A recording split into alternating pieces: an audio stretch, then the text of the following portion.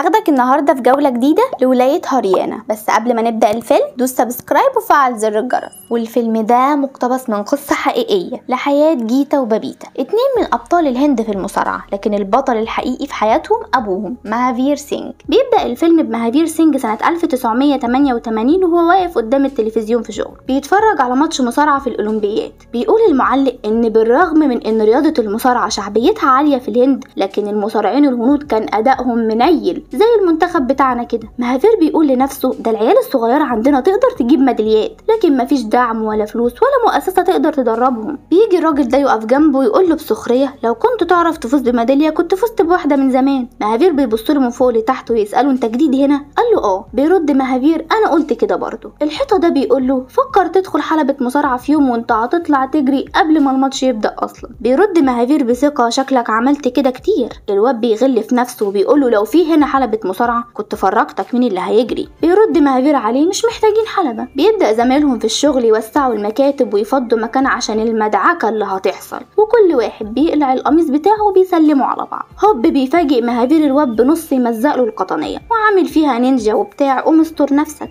مهافير بيقوله لو حابب نبدأ جولة تاني. الواد ما بيحرمش وبيقوم برضه. مش محتاجة اقولك طبق الاصل العلقة اللي فاتت لا ألم زاد ولا ألم نقص. بيقوم الواد يقوله انت ماهر جدا، انت هزمت بطل محلي. مهافير بيرد عليه ما تجيش على نفسك يا عم، انت خسرت قدام بطل وطني. بنروح لمهافير وهو قاعد مع صاحبه يتفرج على ماتش مصارعة بين ولدين في القرية، وبيفتكر زمان وقت ما كسب البطولة الوطنية في الهند والشهرة اللي حققها، لكن ما قدرش يجمع فلوس من المصارعة بسبب قلة الدعم. وقدام ضغط ابوه انه مش هيلاقي ياكل من المصارعة قرر يقبل بوظيفة حكومية بعد ما كان حلمه يجيب ميدالية عالمية لبلده. بيروح يقف قدام الميدالية الوحيدة اللي كسبها وصوره زمان. بتدخل عليه مراته وهي حامل بتقوله لحد امتى هتفضل تلوم نفسك انك ما جبتش ميدالية دهب لبلدك؟ قال لها اللي فشلت فيه ابني هيحققه وخليكي فاكرة. بيجي يوم الولادة لكن مراته بتخلف بنت بيسموها جيتا، ولما بيعرف بيبان على وشه الهم والحسرة.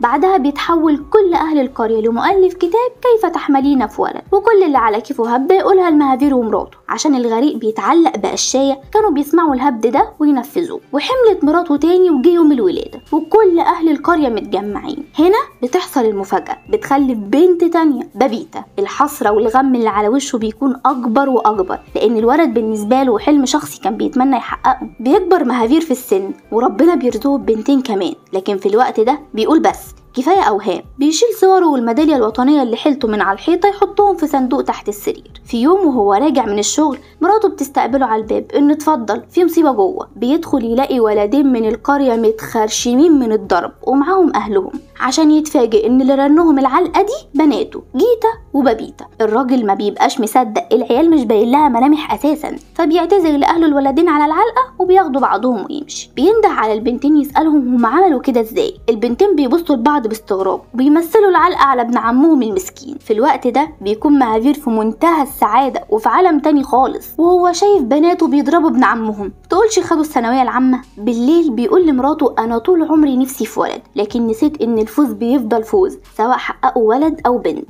من النهارده جيتا وبابيتا مش هيعملوا اي حاجه من شغل البيت، هيتدربوا على المصارعه وبس. مراته بتتصدم وكل يوم مراته بتتكلم معاه ان المصارعه دي للولاد مش للبنات، وان عمرها ما شافت بنت بتلعب مصارعه قبل كده. طب قدر ايد او رجل بنت منهم اتكسرت. قال لها نبقى نجبسه. طب هنجيب فلوس منين؟ قال لها ما اعرفش نبقى نتصرف. قالت له ما تبوظش حياتهم عشان حلمك انت. قال لها خلاص اديني سنه هدربهم، لو بعد السنه دي اكتشفت ان انا غلط انا هقفل على حلمي خالص. بنيجي للبنتين وهم قاعدين يلعبوا السلم والتعبان. بيدخل عليهم يقول لهم اجازوا على الساعه 5 الصبح عشان هاكلكم الحاجه حلوه اللي بتحبوها. البنتين بيستغربوا من العبط ده، حاجه حلوه تقل الساعه 5 الصبح دي. ومن النجمه بياخدهم ياكلوا الكيكه اللي بيحبوها. البنات بيبقوا مستغربين قوي. قال لهم كلوا براحتكم لان بعد كده هتبداوا حياه المصارعين، مش هيكون مسموح ليكوا تاكلوا اي اكل مقلي او مالح او حراق. البنتين بيتصدموا، بيبصوا لامهم اللي بيكونوا صعبانين عليها قوي. بيبدا يمرنهم لكن بيكون صعب عليهم يجروا باللبس بتاعهم، فبياخد لبس من ابن عمهم يظبطوا على مقاسهم. بيلبسوه لكن بيبقوا متضايقين ومكسوفين، وكمان نظره الناس ليهم مش بتكون احسن حاجه بسبب لبس الولاد ده. التمارين صعبه عليهم ومتبهدلين فيها قوي. بيناموا بدري، مفيش فرجه على التلفزيون ومش قادرين يركزوا، وبيناموا في المدرسه كمان. بيتحايلوا عليه انهم مش عاوزين يتمرنوا، فبيغصبهم ينطوا في الترعه المعفنه دي. بيروحوا لامهم بالليل يدعكوا رجليها ويتحايلوا عليها، هنغسل لك المواعين وهنسمع كلامك كله بس انقذينا من الحوار ده. بتقول لهم انسوني لمده سنه. قالوا لها خلاص يبقى اغسلي انت المواعين. بيروح مهافير لواحد صاحبه عشان يخليهم يتدربوا عنده في الاكاديميه بتاعه المصارعه، لكن صاحبه بيرفض، فبيقرر انه يعمل هو حلبه مصارعه ويجهزها بحاجات بسيطه عشان تبقى مناسبه يتدربوا فيها. بياخدهم للحلبه عشان يبداوا تدريب، بيعلمهم الاساسيات في المصارعه، الوقفه الصح، قواعد اللعبه وقوانينها. لكن في حاجه مهمه ناقصه، حد يتدربوا عليه ويضربوه. يا ترى مين؟ اكيد اوميكار ابن عمهم الغلبان اللي ملوش اهل يسالوا عليه ده. بيتريقوا عليه انه شكله عيل اهبل ومش هيعمل حاجه، بس في حلبه المصارعه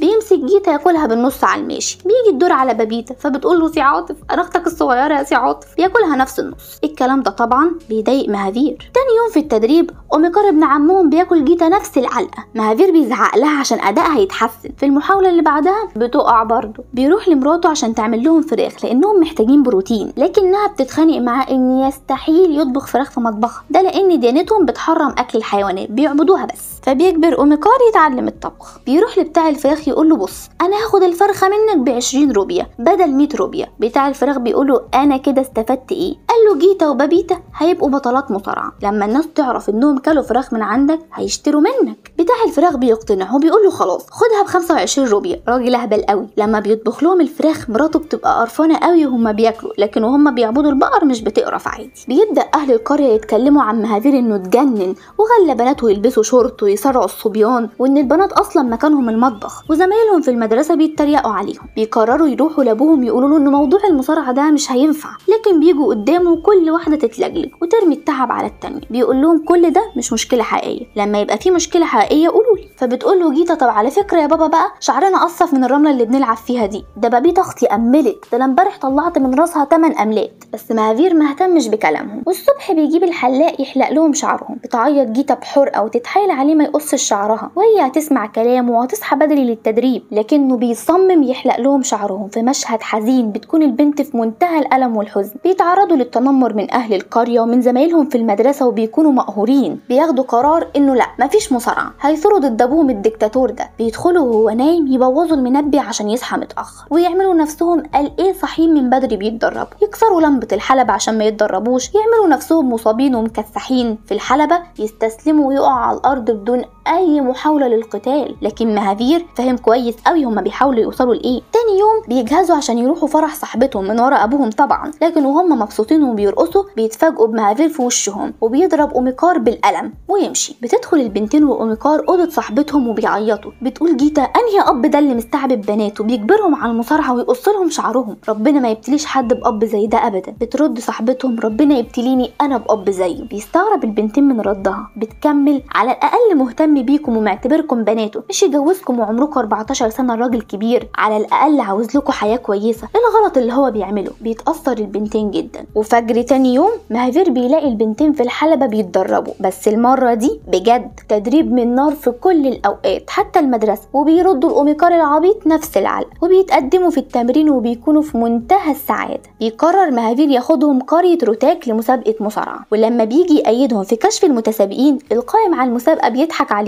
مهافير بيكون هيتخانق معاه، لكن الراجل كبير بيفض بينهم وبيعتذروا عن تأييد اسم جيتا في المسابقه. لما بيمشي المساعد بتاعه بيقول له دي فرصه مهمه جدا، تخيل هيجيلك كام واحد يتفرج على بنت بتصارع لاول مره وكمان بتصارع ولد، ده انت هتكسب فلوس قد كده. بينده عليه ويأيد اسمها. الناس بتتلم زي الرز عشان تشوف الماتش ده لاول مره. الحكم بيقول لها عارفه قواعد اللعبه؟ بترد باه. قال لها طب اختاري بقى تتضربي من مين في دول. بتختاري الجته اللي فيهم وتسيبي الباقي. الكل بيتكلم عن انها مجنونه هتخرج على نقاله، لكن جيتا بتمسكه تمرمخ كرامته في الارض وتكسب اول جو. واحد من المشاهدين بيقول للواد قوم يا موكوس. الواد بيقوم بغله يضربها، لكنها بتوقعه تاني. فبيشجعوها بعد ما كانوا بيضحكوا عليها الاول، لكنه بيفلت منها. بتقاتل جيتا بشراسه وكذا مره بتكون هتكسب، لكن للاسف بتخسر. والحكم اللي كان بيتريق عليها بيحييها. بتاخد جيتا جايزه شرفيه 50 روبيا. بيحييها الكل وبيكون مهافير سعيد بيها جدا وفخور بتشعر بأدائها الممتاز، لكن جيتا بتكون متضايقة عشان خسرت، وبالليل ما بتعرفش تنام من الحزن اللي هي فيه. بتروح لمهافير تسأله امتى الماتش الجاي. بتدخل جيتا ماتش ورا ماتش وبتكسب، وأدائها بيتطور مش بتخسر أبدا، وبتاخد كذا ميدالية وكاس محليين. بيكون ليها معجبين أكتر وناس بتشجعها، لدرجة إن الولاد بيخافوا يواجهوها أصلا. والحيطة اللي كان عليها ميدالية أبوها بتتملي شهاداتها والكؤوس اللي كسبتها، وبتتكرم في مدرستها كمان. بيقدم مهافير على أجازة عشان يتفرغ لتدريب البنتين، لكن مديره بيرفض فبيسيب الشغل، وبيروح اتحاد المصارعة يحاول ياخد دعم مادي عشان يشتري سجادة مخصصة لتدريب المصارعة، لكن رئيس الاتحاد بيسخر منه ويرفض، فبيقرر يعمل هو سجادة بشوية حاجات بسيطة، كام لحاف فايبر على كام سجادة مبطنة. بيفهم البنات قواعد اللعبة على سجادة المصارعة، لأنها بتعتمد على النقط، لا إما نقطة أو 2 أو 3 أو 5. كل نقطة ليها تكنيك معين للوقعة عشان تقدر تاخد النقط، وأصعبهم طبعا ال5 نقط. وبيرسم لهم شكل سجادة المصارعة الحقيقية المكونة من 3 ألوان. الأصفر هو الجزء المسموح باللعب فيه، الأحمر هو منطقة الخطر، الأزرق بقى لو دخلت فيه تخسر. والماتش عبارة عن 3 جولات، كل جولة دقيقتين. بتدخل جيتا البطولة الوطنية للمبتدئين وبتفوز بالميدالية الذهب،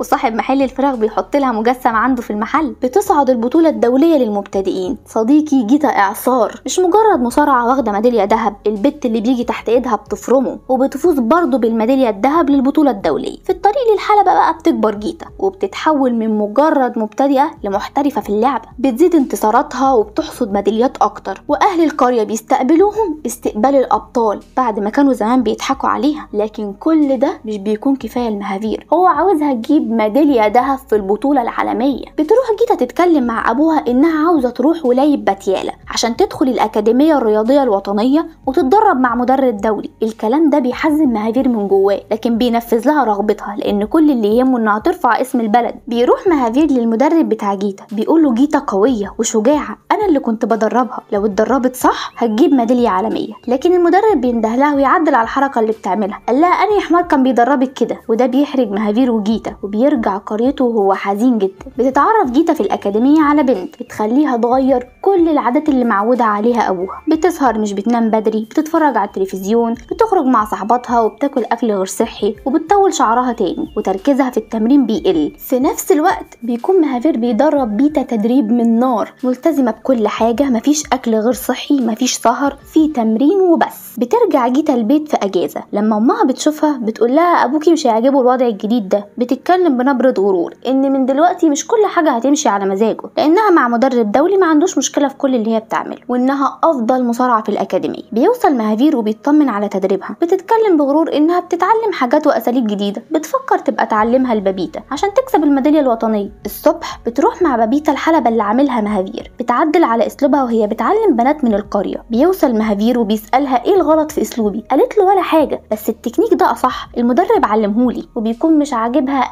أي حاجة من أسلوب أبوها اللي وصلها للي هي فيه. بيقول لها تعالي وريني التكنيك الصح ده، بتيجي توريله، بيقوم رازعها زي المخدة ملحسها الرملة. بيقول لها هو ده اللي اتعلمتيه؟ بيضحك عليها بنتين صغننين. قالت له أنا ما كنتش مستعدة. قال لها خلاص استعدي. بتستعد عشان تصارع أبوها العاقة. بيكون صعب عليها تغلبه، لكن هو كان ممرمطها في الحلبة، وطبعا بسبب سنه الكبير وإن لياقته البدنية مش أحسن حاجة بتغلبه. بابيتا وأوميكار بيبقوا متضايقين من اللي هي بتعمله جدا. بالليل بتستعد جيتا عشان ترجع الأكاديمية. بتقول لها بابيتا اللي حصل النهارده ده ما كانش صح. قالت لها بغرور لازم حد يعرف بابا ان اساليبه في المصارعه ضعيفه. بابيتا قالت لها لا، اساليبه مش ضعيفه، هو اللي سنه كبر، وما تنسيش ان الاساليب الضعيفه دي وصلتك للي انت فيه وخلتك تاخدي بطوله وطنيه. بترد جيتا لكن مش هتخليني اخد ميداليه عالميه. بابيتا بتقول لها خلاص خليك انت مقتنعه باللي انت فيه وانا هفضل مقتنعه باسلوب بابا. قالت لها في رعايه الله انت. وبتودعهم جيتا عشان ترجع الاكاديميه، بس مش بتسلم على ابوها. انا ما شفتش قله اصل كده يا جيتا. بتسافر السنيوره جيتا لسيدني لاستراليا علشان اول ماتش في بطولة العالم. في نفس الوقت بيتحرك مهافير مع بابيتا للبطولة الوطنية في نيودلهي، وبيكون في منتهى الحزن والإحباط بسبب اللي عملته جيتا معاه. بيجي ميعاد أول ماتش لجيتا، بيكون باين قد إيه الغرور متملك منها. في نفس الوقت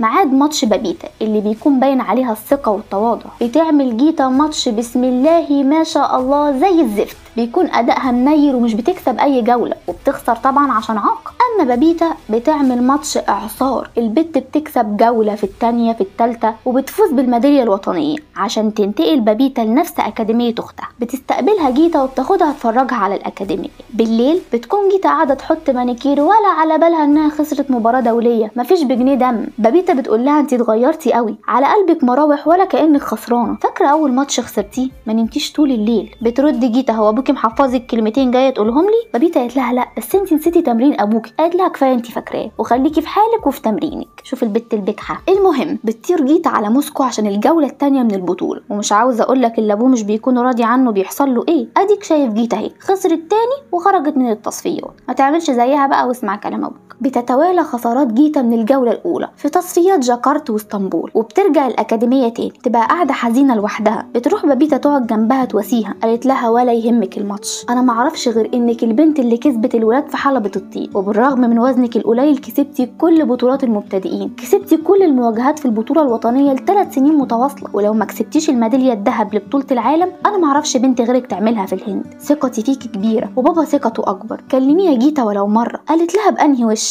ردت بابيتا ده بابا هيحصل ايه يعني؟ بتتصل جيتا بابوها. في الاول مش بيكون عاوز يرد عليها ولا يسمع صوتها، لكن بياخد السماعه من مراته. اول ما بيسمع صوت عياطها قلبه بيتقطع عليها ويقبل اسفها. بيكون باقي 6 شهور بس على الدوره 19 للالعاب العالميه اللي هتقام في الهند. بتجهز جيتا وبتقص شعرها زي ما كان الاول. لما بتشوفها بابيتا في التدريب بتكون مبسوطه بيها قوي. بينده المدرب الكلح ده على جيتا بيقول لها انت هتلعبي في فئه ال51 كيلو لانك في فئه ال55 بتخسري. بتعترض جيتا بس الفزلوكه ده بيزعق لها وبيقول للمسؤوله لازم جيتا تخس 4 كيلو. بتكلم جيتا ابوها في التليفون بيقول لها سيبك منه انا جاي لك الاكاديميه بكره. بيأجر اوضه هو واوميكار اللي حظه المنيل ان دول بنات عمه. بيوصل مهافير واوميكار الاكاديميه، بيقعدوا مع جيتا وبابيتا، بيقول لها استمري على التدريب ونظام الاكل بتاع فئه ال51، وبيعرف انهم بيبداوا تمرين الساعه 7 الصبح، فبيقول لهم اجهزوا الساعه 5 عشان هنرجع اللي كان ايام زمان. الصبح بينطوا من على سور الاكاديميه وبيروحوا لمهافير المكان اللي مأجره. بيكون مجهز السجاده بتاعت زمان عشان يدربهم بطريقته، تدريب يليق بالوحشين اللي معاه. بيطبخ لهم الاكل وبيديهم موبايل يفضل معاهم. بعد كده بيحضروا تمرين الاكاديميه عادي، وبتمشي جيتا على نظام اكل الاكاديميه طبيعي جدا. وهم خارجين من الاكاديميه في يوم بتشوفهم السوسه دي طبعا زي العصفوره الفتانه بتروح تقول للمدرب، فبيغضب جدا. بيوقف جيتا على الميزان بيلاقيها زي ما هي 55 كيلو. بيقول لها انت بتخططي لايه بالظبط؟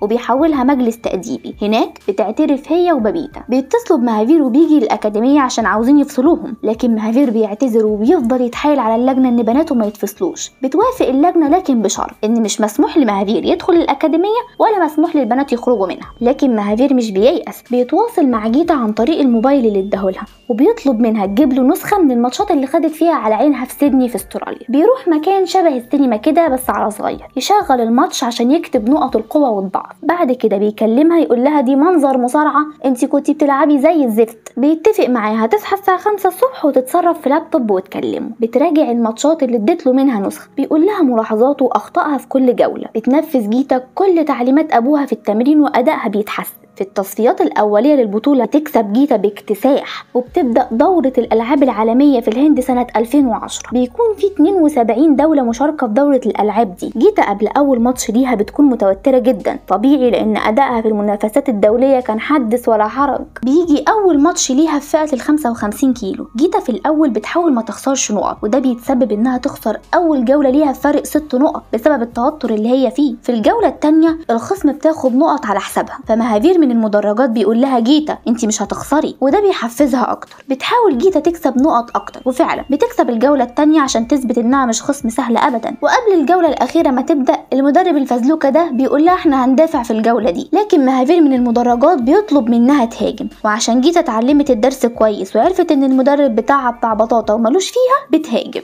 وفعلا بتاخد نقط، لكن الخصم بتتعادل معاها، وبشقلباز هندي معتبر جيتا بتكسب الجوله وبالتالي بتكسب الماتش. بيجي على الشاشه لقطه المهافير وهو فخور ببنته جدا، لكن المدرب الاصفر ده مش بيكون مبسوط. بيروح لجيتا وهي بتتمرن عشان تستعد للماتش التاني، بيقول لها ما تيجي تدربي انتي، الماتش الجاي تهاجمي ما تدافعيش، تجمعي نقط على قد ما تقدري. لكن مهافير بيقول لها دافعي في الاول وما تديهاش فرصه تهاجمك عشان تغلط. في الوقت ده انت تهاجميها. بتكون خصم جيتا المره دي مش سهله ابدا، دي نعومي بطله العالم مرتين واسلوبها عنيف ميال للهجوم. بيبدا الماتش وبتهاجم نعومي، لكن احنا اتفقنا ان المدرب ايه بتاع بطاطا، فجيتا بتدافع زي ما قال لها ابوها. وبيبدا يظهر الاحباط على نعومي جدا وبتتصرف بغباء، فالحكم بيحذرها عشان ما تركبش قطر 6 اللاتين. ومره واحده بتاخد جيتا في الهواء وتكسب الجوله الاولى. وفي الجوله الثانيه جيتا برضو بتكمل دفاع، وكل ما نعومي تحاول تهاجم جيتا تبوظ لها الهجمه لحد ما جيتا بتغفلها وتاخد منها الجوله. بتيجي الجوله الثالثه والاخيره، بتحاول نعومي تفك دفاع جيتا لكن مش بتعرف خالص، وبتفضل جيتا تدافع لحد ما الجوله بتخلص 0-0. فبيعملوا قرعه ان كل لاعبه بتختار وضعيه معينه، لا اما دفاع لا اما هجوم، ولازم تسجل نقطه في خلال 30 ثانيه، حاجه كده زي ضربه الجزاء. وللأسف بتكون القرعة إن نعومي تكون في وضعية الهجوم وجيتا في الدفاع. ده طبعا بيخلي فرص نعومي في الفوز أكبر، لأنها بتختار وضعية ذكية عشان تقلب جيتا على طول. لكن جيتا بتعمل واحدة مرتدة تكسب بيها الماتش وتتأهل للنهائي مباشرة. الجماهير بتكون في منتهى السعادة، ومهافير بيكون فخور بيها قوي. في المؤتمر الصحفي بتاع جيتا هي والمدرب بيفضل بتاع البطاطا ده يقول جيتا مشيت على خطتي بالظبط عشان كده كسبت. بيقوم صحفي يسأل جيتا عن سر تطور أدائها، بتقول أنا لا مشيت على خطته ولا نيلة، الفضل كله يرجع لأبويا وثقته فيا وفي قدراتي. فالمدرب اللهبل ده بيروح يعيط لمدير الأكاديمية يقول له يا ريس أبوها بيديها التعليمات من المدرجات، وجيتا الغلبانة مش بتبقى عارفة تسمع كلام مين ومحتارة. المدير بيقول له بس من طريقة لعبها شكلها مش حيرانة ولا حاجة، وكمان احنا ازاي هنسكت الجمهور؟ انت مدربها لازم تسمع تعليماتك. قال له طبعا يا فندم. قال له امال في ايه بقى، اسلك انت بس وركز في شغلك. ولسوء الحظ أنجلينا الأسترالية اللي أقصت جيتا من تصفيات سيدني في استراليا هي اللي بتتأهل عشان تقابلها في النهائي. وفي المؤتمر بتاعها بتكون بتتكلم بغرور، بتقول والله انا متفاجئه زيكم اني هقابل جيتا اللي انا اديتها مرتين على عينها قبل كده، لكن كان الله في عونها، يلا معلش هتتغلب بكره تالت مره وعلى ارضها. جيتا بتكون متوتره قوي، بتروح لمهافير تقول له اعمل ايه؟ قال لها لازم تعملي ماتش يخليكي قدوه على مر التاريخ، ده مش هيكون انتصار ليكي بس ولا انتصار للبلد، ده انتصار لكل البنات اللي بيعتبروهم مكانهم المطبخ. الماتش بكره يا بنتي اهم ماتش في تاريخك، لانك مش هتواجهي الاستراليه بس، انت هتواجهي كل اللي قلل منك في يوم من الايام. بيجي يوم المباراه النهائيه وبيكون الجماهير الهنود بالملايين عشان يتفرجوا على جيتا ضد أنجلينا واتسون، لان دي اول مره البنت هنديه تنافس على الميداليه الذهبيه. بيوصل مهافير وبيكون في واحد واقف مستنيه، بيقول له استاذ مهافير؟ قال له قال له رئيس اتحاد المصارعه عاوز يقابلك عشان يتكلم معاك كلمتين ضروري. مهافير قال له طب معلش بعد الماتش. قال له ده دقيقتين بس. بيطلع بتاع البطاطا ده مدبر الموضوع عشان مهافير ما يحضرش الماتش ويدي جيتا التعليمات. بياخدوا الراجل ده يدخله اوضه ويقفل عليه بسرعه بالمفتاح. بيبدا الماتش وبتدخل جيتا باستقبال حافل من الجمهور. بيحاول مهافير يفتح الباب او ينده على حد، بيمسك حديده يحاول يكسر الازاز، لكن كل ده من غير فايده، وكمان مفيش شبكه. الهبات ده بيدي تعليمات لجيتا وبتلاحظ ان ابوها مش موجود، لكن اوميكار بيطمنها انه جاي. بتدخل أنجلينا واتسون وتبدا الجوله الاولى. بتحاول أنجلينا تهاجم لكن جيتا بتاخدها واحده دبل كيك، وبتستمر جيتا في الهجوم والاداء بيكون عالمي. بتلعب بثقه وتكسب الجوله الاولى. بيخرج اوميكار يدور على عمه اللي بيكون هيتجنن عشان يخرج يشوف بنته، لكن مش بيلاقيه فبيرجع مكانه. بتبدا الجوله الثانيه بمناورات عظيمه من جيتا، بتاخد نقط وبتستمر في الهجوم، لكن تاتي الرياح بما لا تشتهي السفن. أنجلينا بترزع جيتا ضربه ثلاثيه استراليه وتتقدم وتخطف منها الجوله الثانيه. بيبان على جيتا التوتر اكتر ان مهافير مش موجود، وبيكون مهافير بيدعي لها في الوقت ده عشان تبدا الجوله الثالثه والاخيره اللي بتكون مش سهله ابدا على جيتا، لان أنجلينا خدت ثقه اكتر وبتهاجم بعنف. بتاخد 3 نقط من جيتا وبتستمر في الهجوم، وبعد كده بتاخد نقطه كمان وبتخطف جيتا نقطه بمهاره، لكن برضو أنجلينا متقدمه عنها وصعب قوي ترجع للماتش. وللاسف بتاخد أنجلينا نقطه كمان عشان تكون النتيجه 5-1 لصالح أنجلينا. جيتا بتكون في مشكله في الوقت ده وبتفتكر وهي صغيره لما مهافير خلاها تنط في الترعه المعفنه. قال لها خليكي فاكره يا بنتي ابوكي مش هيكون موجود في كل مره عشان ينقذك، انا بعلمك المصارعه لكن لازم تنقذي نفسك. بيكون ناقص 22 ثانيه وجيتا متاخره ب4 نقط وتقريبا مستحيل تكسب. بتفتكر لتاني مره كلام ابوها وهو بيشرح لها نظام النقط، وان حركه ال5 نقط صعبه لكن مش مستحيله. بتهوش أنجلينا وتديها ضربه قاضيه تقلبها على ظهرها وهي واقفه عشان تاخد ال5 نقط بكل سهوله، وبكده تبقى عملت اجمد ريمونتادا بعد ريمونتادا الاهلي في البلس 90، وبتحقق حلم مهافير وتفوز بالماتش وبالميداليه الذهبيه عشان تكون اول مصارعه هنديه تفوز بالميداليه الذهبيه في دوره الالعاب الالعاب العالميه بيكون الكل في منتهى السعاده، وجيتا وام جيتا بيعيطوا من الفرحه، وبيعلن الحكم فوزها. كل ده ومهافير محبوس في الاوضه وما يعرفش اي حاجه عن الماتش. بتستلم الميداليه الذهب، وطبقا للقوانين بيتعزف السلام الوطني للفائز. في الوقت ده مهافير بيسمع السلام الوطني وبيعرف انها كسبت، بيعيط من الفرحه، امها بتعيط وجيتا بتعيط وانا هعيط. ومره واحده بيفتح عامل النظافه باب الاوضه، بيقول لمهافير انت بتعمل ايه هنا؟ مهافير بيجري على بره بجنون وهو في قمه سعادته بتحقيق حلمه اللي كبر معاه عشان يوصل لبنته. ولما مهافير بيوصل، جيتا بتلبس بوكيه الورد للمدرب وتجري على ابوها، وكل الاعلام بيجري وراه. بتقف جيتا قدامه والدموع في عينيهم هما الاتنين. تقلع الميداليه وتديها له، فبياخدها ويلبسها لها وبيقول لها ودموع الفرح في عينيه انا فخور بيكي. وفي النهايه لو عجبك الفيلم دوس لايك، وما تنساش تعمل سبسكرايب وتفعل زر الجرس عشان توصلك الملخصات الجديده. ولو في فيلم معين عاوزنا نلخصه ما تنساش تكتبوه لنا تحت في الكومنت.